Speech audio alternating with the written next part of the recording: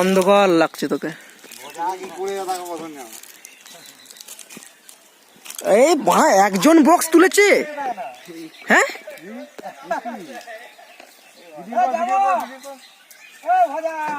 Box না পড়ে যায় ভুলে যাও, পড়বে না বক্স, ওরা পড়ে যাবে।